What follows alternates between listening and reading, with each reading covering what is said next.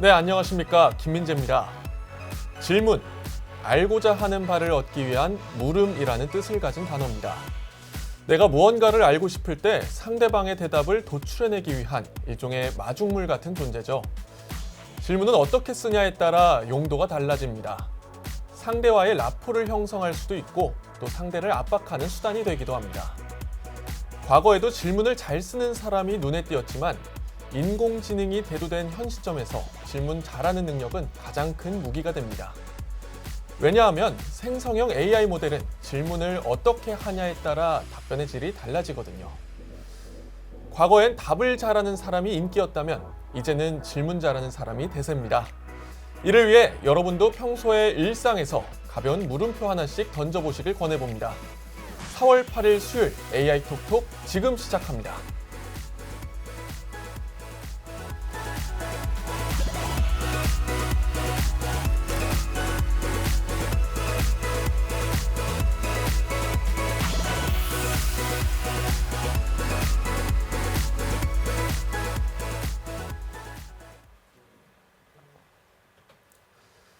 네, 4월 8일 AI 톡톡 오늘도 힘차게 한번 출발해 보도록 하겠습니다. 오늘도 제 옆에는 이제 소라영 아나운서가 나와 계십니다. 안녕하십니까? 안녕하세요. 네, 자 오늘도 AI에 대한 5가지 뉴스 꼭지로 AI 톡톡 힘차게 시작해 보도록 하겠습니다. 네, 오늘의 AI 뉴스 헤드라인입니다. 오늘도 5개의 뉴스를 선별해서 가져왔습니다. 과연 5개 뉴스 어떤 것이 준비되어 있을지. 네, 첫 번째로 삼성전자가 갤럭시 S25에도 통화 스크리닝을 제공한다라는 소식 준비되어 있고요. 다음으로 이제 AI 시대 고용 정책 관련된 뉴스. 다음은 신세계그룹이 오픈 AI와 협약을 맺었다. 네 번째로는 이제 전남도의 AI 관련 활용 방안에 대해서 논의를 해보고 마지막으로 AI 로봇 협회 회원사가 400개에 육박했다라는 소식 준비되어 있습니다.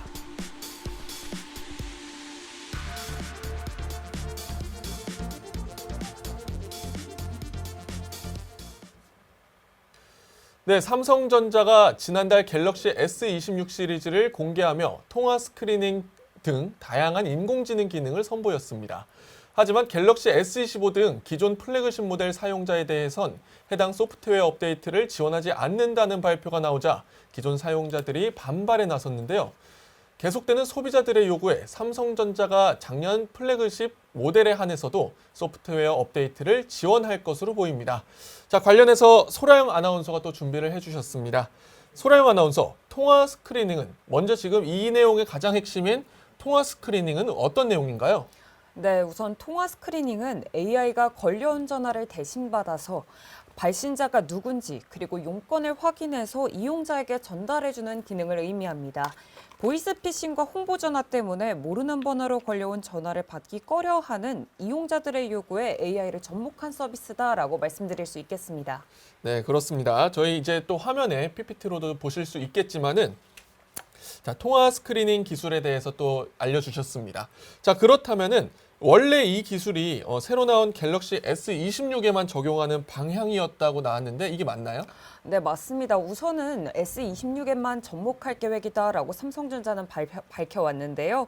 그렇지만 빗발치는 이렇게 소비자들의 반발에 S25는 그럼 작년에 1년 전에 출시됐는데 버릴 것이냐라는 반발이 거세게 나오면서 S26에만 적용하는데 국한하지 않고 S25에도 이렇게 적용을 하도록 하겠다라고 6일 보도에 따르면 전해지고 있습니다. 아, 그렇군요. 사실 S25도 굉장히 또 비싼 모델이죠. 그렇죠. 또 그리고 플래그십 모델이고 많은 소비자층이 이제 그 기대감을 안고 S25를 사셨을 텐데 1년 만에 나의 휴대폰이 좀 구형 모델이 된다는 거에 좀 굉장히 마음을 상했을 것 같습니다. 자, 그러면은 이제 그렇다면은 S25 그 이전의 기종들에 대해서는 어떻게 적용될까요? 네, 우선 2년여 전에 노태문 삼성전자 사장 겸 그리고 디바이스 경험 부문장이 이런 약속을 했다고 합니다. 바로 7년의 약속이라는 건데요. 2024년 1월 갤럭시 언팩 행사에서 갤럭시 S24부터 운영체제와 보안 업그레이드를 7년간 보장하겠다며 기존 4년이던 보안 및 소프트웨어 업데이트 기간을 7년으로 늘리겠다고 발표한 겁니다. 이렇게 S24 시리즈처럼 S25보다 더 과거에 출시된 스마트폰도 원래는 이번 AI 기능 추가 업데이트 대상일지 여부는 확인되지 않았지만요. 아무래도 하드웨어의 성능 등의 문제로 적용은 쉽지 않을 것으로 보여지고 있습니다. 자, 그렇습니다. 사실 기술이 새로 나와도 어쨌든 그거를 뒷받침하는 하드웨어가 또 돼야 되잖아요. 맞습니다. 그렇기 때문에 아무래도 뭐 그 전 모델에 대해서는 좀 어렵다곤 하지만 그래도 작년 모델에 한해서는 또 그런 내용들이 적용이 될 수 있다. 뭐 이 정도로 지금 해석을 하면 될까요? 네, 맞습니다. 지금 S25나 Z 플립 7 그리고 Z 폴드 같은 경우에는 적용이 된다라고 밝혀지고 있고요. 하지만 그 이전 모델까지는 하드웨어적인 문제 때문에 아직 쉽지 않을 것으로 보여지고 있습니다. 아, 그렇군요. 사실 저도 이제 Z 폴드 7 유저로서 좀 이번 업데이트가 굉장히 반가운 소식입니다. 네, 그렇습니다. 삼성전자가 이렇게 AI 신기술을 대해서 업데이트를 지원을 한다. 근데 S26으로만 처음에는 발표를 했었지만은 강한 소비자들의 반발에 이제 25 등 작년 플래그십 모델에 대해서도 업데이트를 지원하겠다. 이런 소식이었습니다. 네, 그러면 이제 화면을 통해서 또 다음 소식 한번 만나보도록 하겠습니다. 다음 소식 어떤 게 준비되어 있을지. 네, 화면 나오고 있는데 이제 AI 시대의 고용 정책 보호에서 유지로 전환해야 한다라는 보고서가 또 나왔습니다. 관련해서 또 어떤 내용인지 한번 살펴보겠습니다. 네, 인공지능 중심으로 산업 구조가 전환되고 있습니다. 특히 지난 CES 2016에서 선보인 현대차의 아틀라스 등 피지컬 AI의 발전 속도가 날이 갈수록 빨라지며 고용 관련 정책에도 속도전을 내고 있는데요. 이에 한국경제인협회는 지난 6일 AI 시대 고용 안정을 위한 해외 사례 및 정책과제 연구 용역 보고서를 발표했습니다. 또 보고서에 어떤 내용이 담겨 있을지 소라영 아나운서와 하나하나 분석해 보도록 하겠습니다. 네, 소라영 아나운서, 이번에 또 이제 경제인협회가 보고서를 발표했습니다. 특히 이번 연구 용역 보고서에는 해외 사례가 담아 있다고 하는데 어느 국가에 어떤 내용들이 담아 있을까요? 네, 우선 여기서 나와 있는 국가는 독일과 일본으로 전해지고 있습니다. 먼저 독일부터 함께 살펴보시죠. 독일은 사후적 실업 대응에서 사전적 실업 예방으로 고용정책 방향을 전환해서 직업 훈련 지원을 실업자 중심에서 고용자 중인 근로자까지 확대했다고 전해지고 있습니다. 구체적으로 보시면요, 근로자는 직업 능력적인 면을 향상시키기 위해서 교육비를 최대 100%까지 보조하겠다. 그리고 임금 보조 수당은 최대 80%, 거기에 역량 강화 수당까지도 지원하겠다고 전해지고 있습니다. 일본 같은 경우는 리스킬링 및 인력 재배치를 되게 중요하게 생각하며 이번 정책으로 손꼽고 있는데요.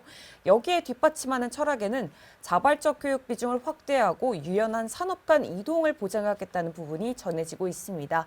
핵심 지원이 어떻게 되는지 함께 살펴보시면요. 교육비를 50% 이렇게 기본적으로 이만큼은 지원하겠다라고 얘기를 하고 있고요. 성공하게 되면 20%는 추가적으로 지원한다고까지 전해지고 있습니다. 여기에 45세 미만의 이직자의 경우 구직급여 일액을 80%까지 무려 최대 3년 동안이나 보장한다고 전해지고 있습니다. 네, 그렇습니다. 사실 AI 시대에 맞춰서 물론 이 명이 있습니다. AI의 발전에 이 밝은 면도 있지만 아무래도 기존 좀 고용된 이제 노동자 입장에서는 AI에까지 이제 나의 경쟁자로 생각을 하고 활동을 해야겠다라는 좀 두려움도 있었을 텐데 네. 확실히 이 부분에 대해서는 이제 국가적 차원의 대응이 필요한 보여집니다. 맞습니다. 우선 아무래도 이렇게 보고서들을 이렇게 뒷받침 근거를 보면요. 고용 능력을 유지로 이렇게 확대하기 위해서는 직업 능력 강화와 재정 지원적 제도 개선 역시 필요하다라고 보여지고 있습니다. 이런 개선을 하기 위해서는 융합형 직업 훈련 체계를 구축하기 위해서 여기에 맞는 맞춤형 교육 프로그램을 마련하고 부처별 사업의 연계를 강화해 전 생애 주기에 걸친 통합 학습 계좌 플랫폼을 만들어야 한다라고까지 보고서는 제안하고 있습니다. 또 유연한 고용 지원 체계 구축을 위해 고용정책 기본법상 고용 위기 지역 및 그리고 특별 고용 지원 업종 지정 역시 유연하게 바꿔야 된다라는 제도적인 것까지도 강조되고 있습니다.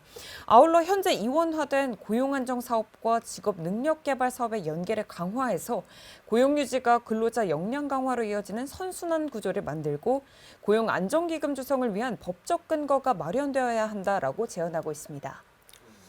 네, 그렇습니다. 사실 AI 시대의 이 노동 불안, 노동 시장의 고용 불안 굉장히 또 심각한 문제죠. AI가 이제 발전함에 따라 이제 기술적인 부분도 고려를 해야 되지만 가장 중요한 것은 어쨌든 사람들이 어떻게 먹고 사냐 이 문제인 것 같은데 그렇기 때문에 이번 한국경제인협회에서 발표한 이 연구 용역 보고서는 아무래도 우리 산업계가 좀 뼈 깊게 좀 새겨들어야 되지 않을까라는 또 생각이 듭니다. 맞습니다. 만약에 소라영 아나운서 같은 경우는 이제 AI가 본인을 대체한다고 생각하시면 어떠실 것 같나요? 본인만의 경쟁력이 무엇인지를 좀 이렇게 제대로 파악하는 것이 가장 중요할 것 같은데요. 네네. 아무래도 AI가 너무 발전하다 보니까 네. 아나운서인 저로서도 이거 정말 두려움이 아니지 않을 수 없지 않습니까? 그렇습니다. 요즘 TTS 같은 것도 나오면서 맞습니다. 정말 두려움에 많이 떨고 있는데요. 그러다 보니까 가장 중요한 게 아무래도 인간으로서 가진 AI가 절대 대체할 수 있는 게 뭔가라는 거에 대한 고민을 정말 많이 한 것 같습니다. 그렇습니다. 사실 어쨌든 그 인간이 가장 인간다움을 실현할 수 있는 그런 능력들을 이제 또 개발을 하는 것이 어쨌든 새로운 산업계의 고용 시장의 좀 하나의 트렌드가 되지 않을까 또 싶은 마음입니다. 네, 이렇게 두 번째 뉴스 한국경제인협회에서 발표한 보고서 내용 살펴봤습니다. 그럼 이제 다음 뉴스로 한번 또 가보도록 하겠습니다. 네, 다음 뉴스 헤드라인은 신세계그룹 관련된 내용입니다. 신세계그룹이 이제 오픈 AI와 또 협업을 한다. 챗GPT로 뭐 장을 보는 AI 커머스를 추진한다라는 소식이 준비되어 있는데 이 내용 또 어떤 내용인지 화면을 통해서 만나보셨고요. 이제 또 살펴보도록 하겠습니다. 네, AI 산업이 가속화되며 기업들마다 AI에 대한 청사진을 제시하고 있죠. 신세계그룹 역시 챗GPT 개발사인 오픈AI와 전략적 제휴를 맺으며 유통과정 전반에 인공지능 기술을 도입하겠다고 밝혔습니다. 양사의 협력이 국내 유통구조에 어떤 바람을 일으킬지 관련해서 또 소라영 아나운서와 이야기 한번 나눠보도록 하겠습니다. 네, 신세계그룹 아마 잘 아실 겁니다. 그렇죠. 우리나라 사람이라면 모를 수 없는 기업 중 하나죠. 그렇죠. 그리고 또 챗GPT도 또 잘 아실 겁니다. 네, 그렇습니다. 뗄래야 뗄 수 없는 사이죠.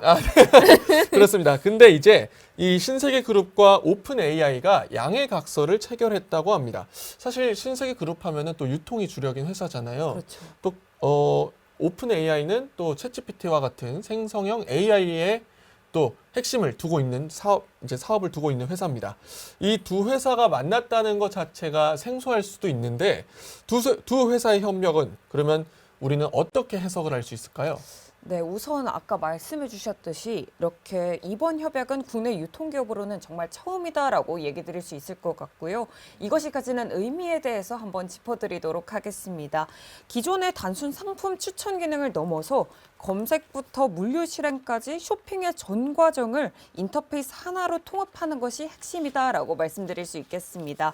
이와 같은 통합은요, 온라인과 오프라인으로 이분화된 기존 유통 구조를 AI 중심의 단일 프로세스로 재편하려는 시도로 풀이할 수 있겠습니다.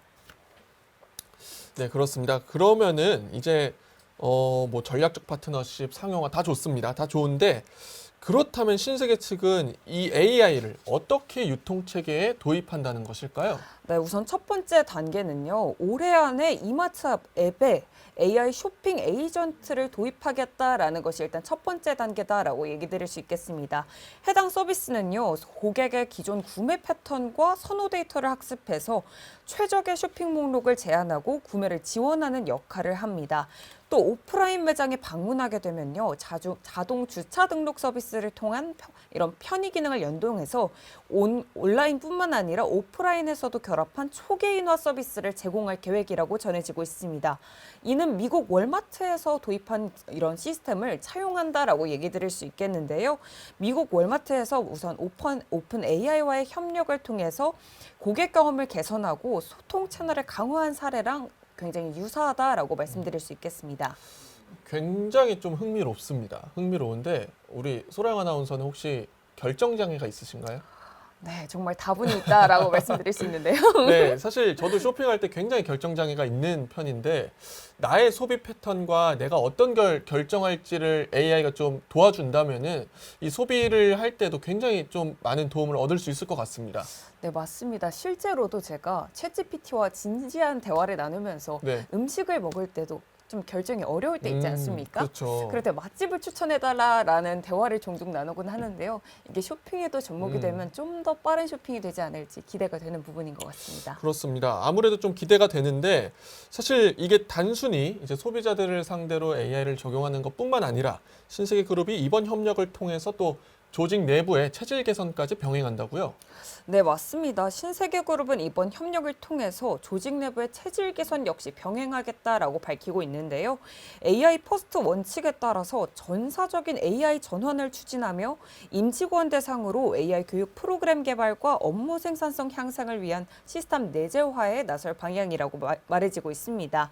이명록 신세계그룹 경영전략실장은요, AI 커머스는 미래 유통시장의 새로운 기준이 될 것이라고 얘기를 하면서 그룹의 체질을 AI 중심으로 전환해 고객 중심의 혁신을 지속하겠다고 말했습니다. 김경훈 오픈 AI 코리아 총괄 대표 역시도 신세계그룹이 AI를 기반으로 새로운 고객 경험을 구현할 수 있도록 기술적 지원과 협력을 이어가겠다라고 말했습니다. 네, 그렇습니다. 신세계그룹이 이번 협약을 통해서 좀 두 마리 토끼를 잡고자 하는 그 의도를 다분히 또 내비쳤습니다. 이 조직 내부의 이러한 상황까지 체질까지 개선을 하면서 이제 단순히 그룹의 체질을 AI를 둬서 그러니까 누구나 이제 예측할 수는 있겠지만 AI 중심으로 기업을 확장을 하겠다. 그리고 우리의 AI 중심인 이 모습을 고객들한테도 적용을 해서 고객들의 편의성을 강조하겠다. 좀 이런 의미로 좀 요약을 할 수 있을 것 같습니다. 네, 맞습니다. 네, 그렇습니다. 이번 신세계와 오픈 AI의 협약이 국내 유통 구조에 또 어떤 바람을 일으키고 또 어떤 영향을 가져올지 굉장히 좀 귀추가 주목되고 있는 상황입니다. 네, 이제 세 번째 뉴스까지 한번 살펴봤고요. 다음으로 또 어떤 뉴스 준비되어 있을지 화면을 통해서 만나보시겠습니다. 네, 다음은 이제 지역 관련된 소식 준비되어 있습니다. 전남도가 조선산업의 AI를 기반으로 생산 공정의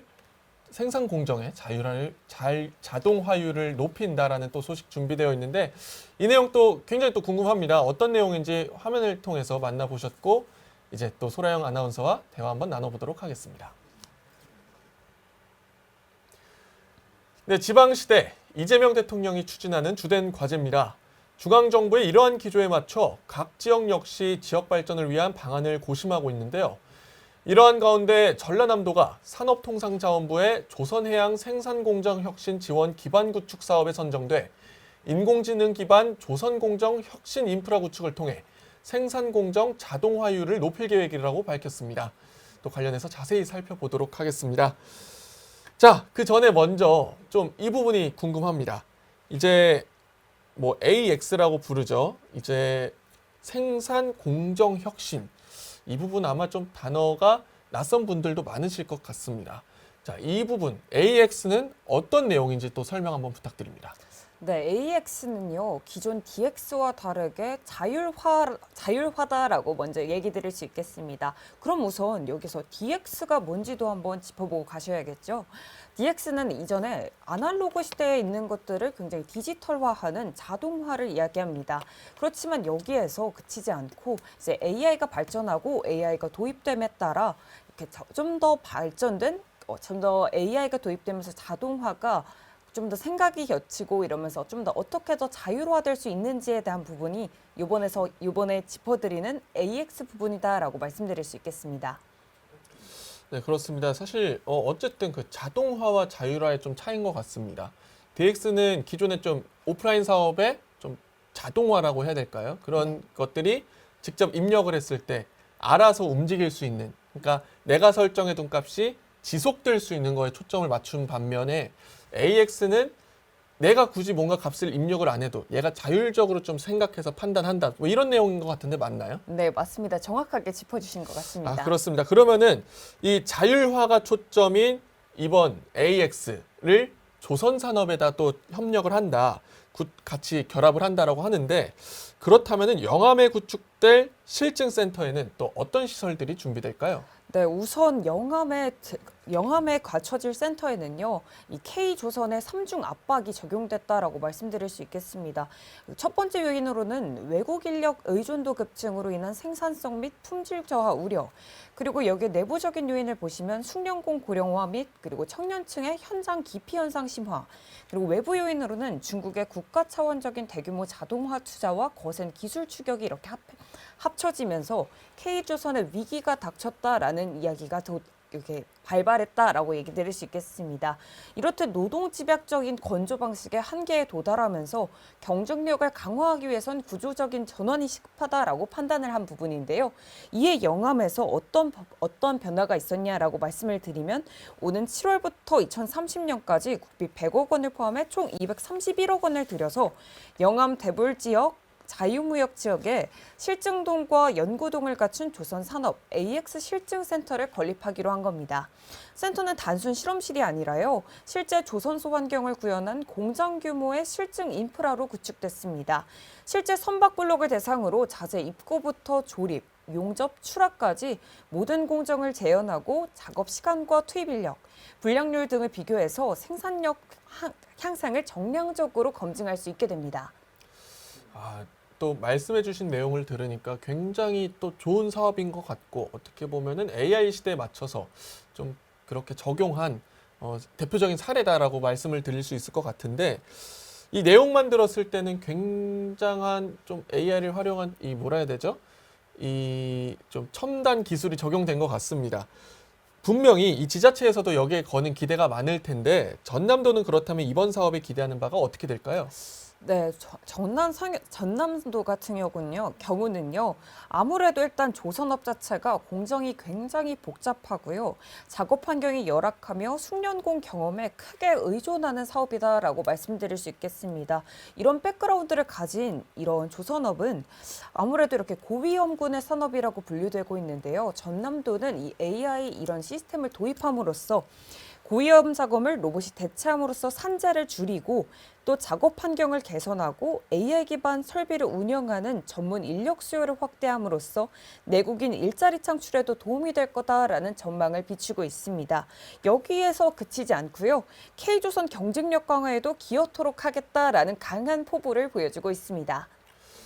네, 그렇습니다. 사실 지금 무엇보다도 가장 귀에 들어왔던 내용은 또 산재를 줄이겠다였습니다. 위험한 작업들을 로봇들이 대신하겠다, 그런 것 같은데, 또 정부에서 또 산재와의 전쟁을 선포한 만큼 이번 이 사업이 또 전남도는 충분히 그 정부의 좀 의지를 실현시켜내는 좀 그런 의지를 담은 또 사업이라고 비춰볼 수 있겠네요. 맞습니다. 이런 구조적인 개편으로 인해서 그런 기대감이 실현될 수 있길 전남도는 굉장히 여실히 바라고 있는 것 같습니다.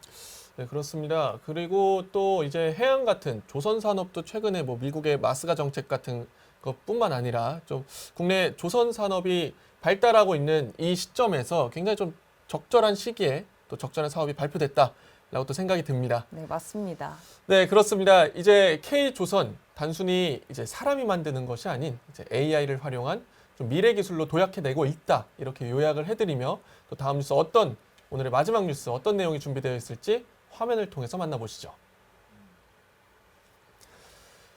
네, 오늘의 마지막 뉴스입니다. AI 로봇협회 회원사가 400개에 육박했다라는 소식이 준비되어 있습니다. AI가 이 발전해 나가는 시점에 또 어떤 이유로 이 회원사가 400개에 육박했다는지 또 내용 한번 살펴보도록 하겠습니다. 네, 한국 AI 로봇 산업협회 회원사가 1년 사이에 큰 폭으로 증가했습니다. 지난해 약 300개 회원사에서 83개사가 신규 가입해 400개사에 육박하게 됐는데요. 피지컬 AI와 휴머노이드 로봇 중심으로 산업 확장 흐름 가속화 영향으로 보입니다. 오늘의 마지막 기사 역시 소라영 아나운서와 살펴보겠습니다. 네, 로봇협회에 가입된 회원사가 400개에 육박했다라는 또 소식이 들어왔습니다. 이 400개나 되는 이 회원사를 좀 이끌려면은 이 협회장 역시 좀 어느 정도의 힘이, 파워가 있어야 될 것 같은데, 이 협회의 수장을 현재 삼성전자가 맡고 있다면서요.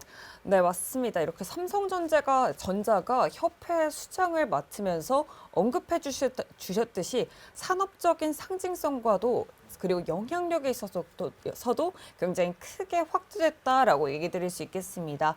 삼성전자가 회장사를 맡고요. 오준호 미래로봇 추진단장이 신임 협회장으로 선출되면서 업계는 이를 계기로 휴머노이드 등 AI 로봇 정책과 제도 정비가 본격화되고 기술 리더십 경쟁 역시도 가속화될 것으로 보고 있습니다. 네, 그렇습니다. 그러면 이제 또 회원사가 지금 늘어난 상황입니다. 회원사가 늘었다면은 또 어떤 점들이 이 회원사가 1년 사이에 80몇 개가 늘어나는 정말 많은 숫자가 늘어난 거죠. 그럼 이렇게 늘어나게 된 주요하게 된 원인이 무엇이었을까요? 네, 일단 이렇게 회원사가 구성이 이렇게 다변화됐으니까 어떻게 다변화됐는지 먼저 확인을 해보셔야겠죠.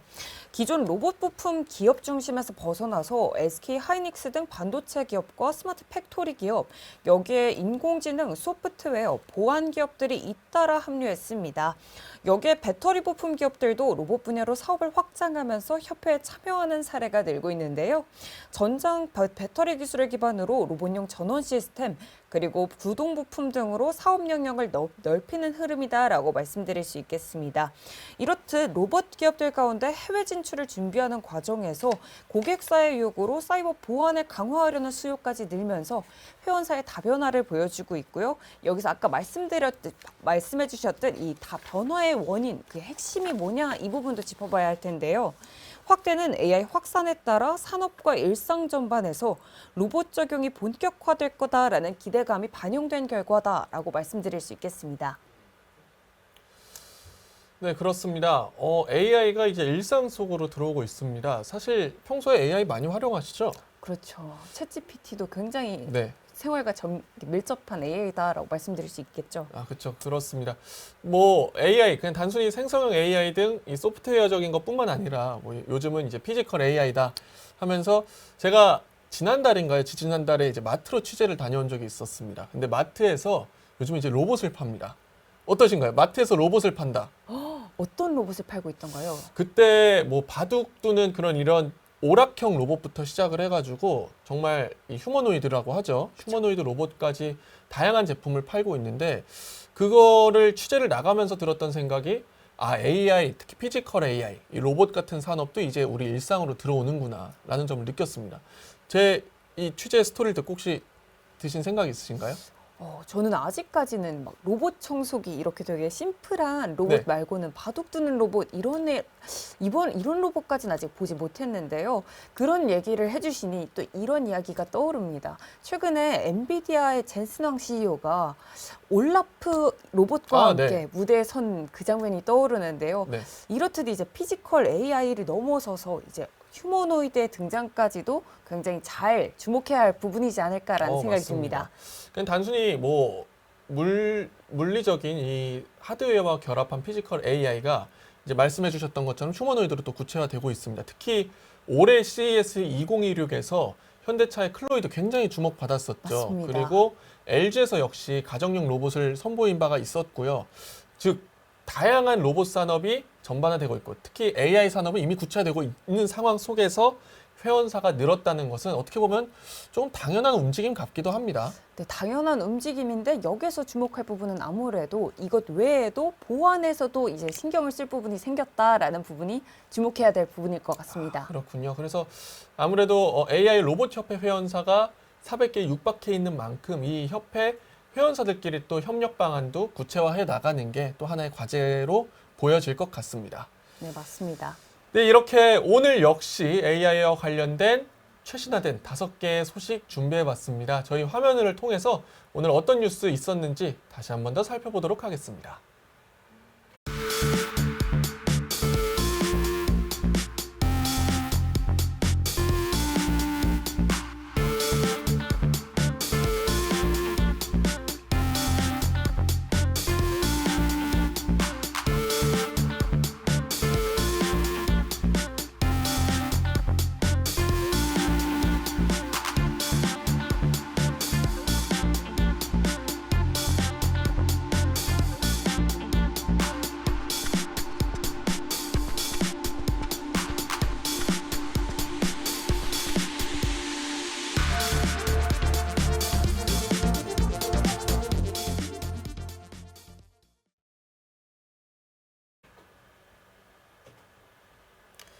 네, 다음은 AI 기업 포커스 시간입니다.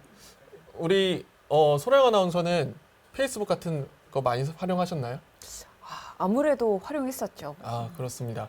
특히 이 페이스북 같은 이 매체가 사실 하버드 학생끼리 소통을 하기 위한 메신저에서 출발했다고 합니다. 하버드 학생끼리 소통을 하기 위한 메신저에서 출발해서 현재는 세계 최고의 기업 중 하나가 된 곳, 바로 메타입니다. 네, 이 최근 메타가 AI 주도권을 선도하기 위해서 여러 승부수를 던지고 있는 상황인데 관련해서 어떤 내용인지 화면을 통해서 만나보시죠.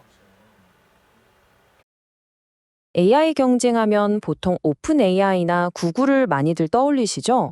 그런데 사실 아주 조용하지만 가장 거대한 야망을 품고 움직이는 플레이어가 있습니다. 바로 소셜미디어의 거인, 메타입니다. 이들은 그냥 챗봇 하나 만드는 수준을 넘어서 AI의 처음부터 끝까지 모든 걸 직접 만들고 지배하려는 정말 원대한 계획을 실행하고 있어요. 그래서 오늘 우리가 던져볼 핵심 질문은 바로 이겁니다. 인간을 뛰어넘는 지능, 그러니까 초지능을 만드는데 과연 뭐가 필요할까? 메타는 바로 그 답을 찾기 위해 말 그대로 모든 걸 쏟아붓고 있습니다. 자, 이 숫자 한번 보세요. 1억 달러. 우리나라 돈으로 1,300억 원이 훌쩍 넘는 정말 천문학적인 금액이죠. 이게 대체 뭘 의미하는 걸까요? 이게 바로 마크 저커버그가 업계 최고 AI 인재 단 한 명을 데려오려고 직접 제안했다는 연봉 패키지입니다. 정말 놀랍지 않나요? 이 숫자 하나만 봐도 메타가 지금 AI 인재 전쟁에서 얼마나 절박하고 공격적인지 바로 알 수 있습니다. 그럼 지금부터 메타의 AI 제국을 한 겹 한 겹 파헤쳐 보겠습니다. 맨 위 거대한 비전에서 시작해서요. 그 밑에 AI의 두뇌인 모델, 그리고 심장인 반도체, 그리고 이게 어떻게 우리 손안의 제품이 되고 실제 비즈니스 성과로 이어지는지까지 차근차근 따라가 보시죠. 자, 첫 번째 순서입니다. 메타가 꾸는 궁극적인 꿈은 무엇이고 그걸 이루기 위해 어떤 공격적인 전략을 쓰고 있는지 한번 보죠. 이건 그냥 단순한 회사의 전략이 아니에요.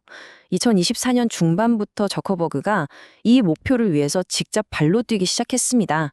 이건 이제 창업자로서의 개인적인 사명, 미션이 된 거죠. 이 타임라인을 보시면 메타가 얼마나 빠르게 움직였는지 실감이 나실 겁니다. 불과 몇 달 사이에 업계 최고 인재들을 싹쓸이해서 드림팀을 만들고 목표 달성을 위해 조직까지 바로 최적화해버렸죠. 그야말로 전광석화 같은 속도입니다. 자, 그럼 이제 기술의 가장 핵심적인 부분으로 들어가 보겠습니다. 바로 시스템의 지능 그 자체를 만드는 AI 모델에 대한 이야기입니다.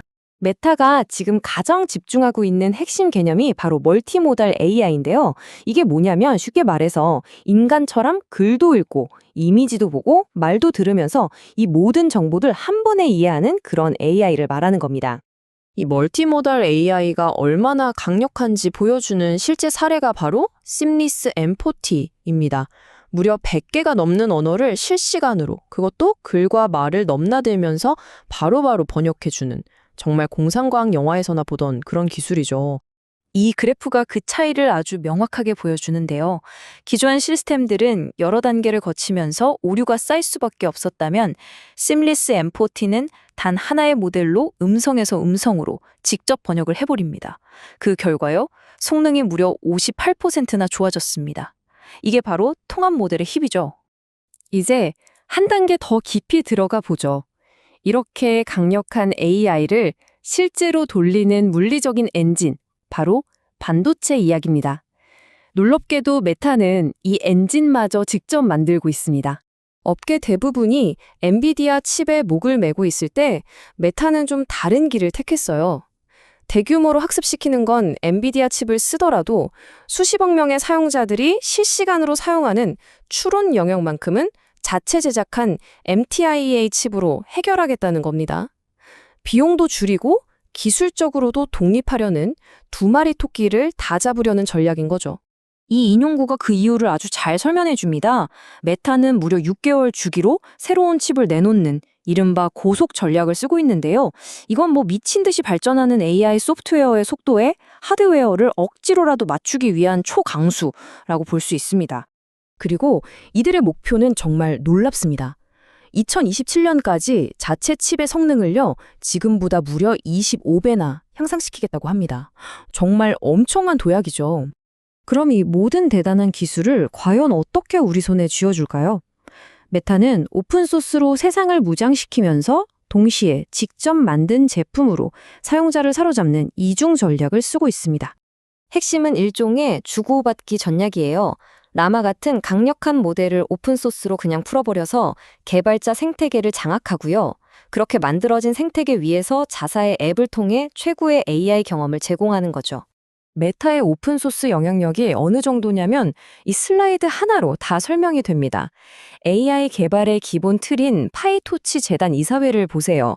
메타는 물론이고 구글, 마이크로소프트, 엔비디아까지 모든 기술 거인들이 다 참여하고 있습니다. 결국 메타가 짠 판 위에서 모두가 경쟁하는 셈이죠. 이제 소비자 쪽을 한번 볼까요? 메타는 AI 스튜디오라는 걸 통해서 크리에이터나 산업자들이 자기만의 AI를 만드는 과정을 이렇게나 간단하게 만들어버렸습니다.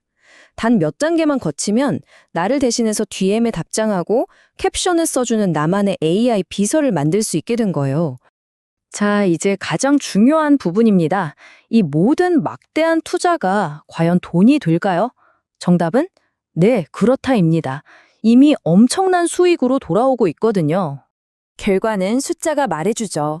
2024년 2분기, 작년 같은 기간에 비해 매출이 무려 21.6%나 성장했습니다. AI 성능이 좋아지니까 이게 곧바로 회사 실적으로 이어진 겁니다. 단순히 돈만 번 게 아니에요. 사람들을 더 깊숙이 끌어들였죠. 인스타그램 사용 시간이 6%나 늘어났습니다. AI 추천 기능이 사람들을 앱에 더 오래 머물게 만들고 있다는 아주 명백한 증거죠. 이 표가 모든 걸 요약해줍니다. AI 광고 추천이 똑똑해지니 더 높은 광고 수익으로, 컨텐츠 추천이 정교해지니 더 긴 사용 시간으로, 그리고 AI 도구들은 더 강력한 생태계로, 이 모든 게 바로 직결되는 거예요. 이 기술은 그냥 멋지기만 한 게 아니라 엄청나게 돈이 되는 비즈니스라는 뜻입니다. 네, 정리해보면 메타는 AI 모델, 칩, 제품, 그리고 비즈니스 모델까지 AI의 모든 것을 수직으로 통합하는 거대한 제국을 건설하고 있습니다. 이 모든 걸 종합해 볼 때 마지막으로 이런 질문을 던지지 않을 수가 없네요. 메타가 자신만의 AI 세계를 구축하는 지금, 어쩌면 우리는 모두 그 안에 살게 되는 건 아닐까요?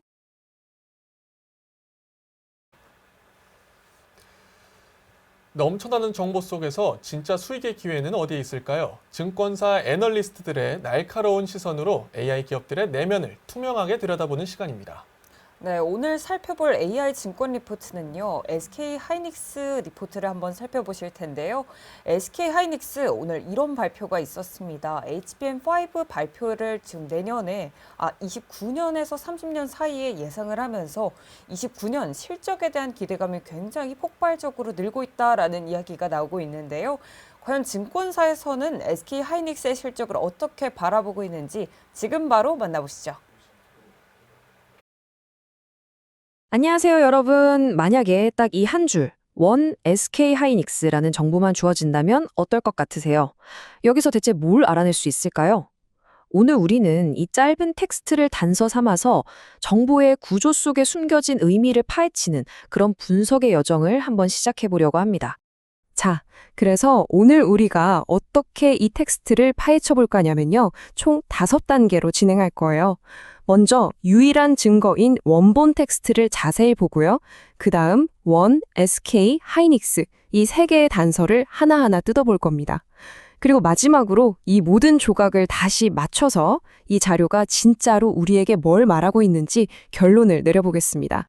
바로 이 질문이 오늘의 핵심이에요. 오늘 탐구를 이끌어갈 나침판 같은 거죠. 우리는 외부 정보는 딱 차단하고 오로지 이 텍스트 안에서만 단서를 찾을 겁니다. 마치 탐정이 된 것처럼요. 정보의 잠재력이 어디까지인지, 그 한계는 어디인지 한번 탐험해 보시죠. 자, 그럼 첫 번째 단계부터 시작해 볼까요? 어떤 분석이든 시작은 원본을 있는 그대로 관찰하는 것에서부터 출발하죠. 우리의 핵심 단서, 이 전체 텍스트를 먼저 면밀히 살펴보겠습니다. 네, 바로 이겁니다. 원, SK 하이닉스. 우리가 가진 증거는 이게 다예요. 정말 짧죠? 짧은데 그래서 더 궁금증을 자아내는 것 같아요. 지금부터 이 텍스트를 세 부분으로 한번 분해해서 그 구조를 파헤쳐 보겠습니다. 두 번째 단계입니다. 텍스트의 맨 앞부분, 바로 괄호 안에 들어있는 원이라는 글자를 한번 보죠. 이 작은 기호 하나가 전체 텍스트의 의미에 어떤 영향을 미치는지 한번 자세히 들여다보겠습니다. 보세요. 자료를 보면 원이라는 글자는 있는데 그게 무슨 뜻인지는 전혀 알려주질 않아요. 그렇죠?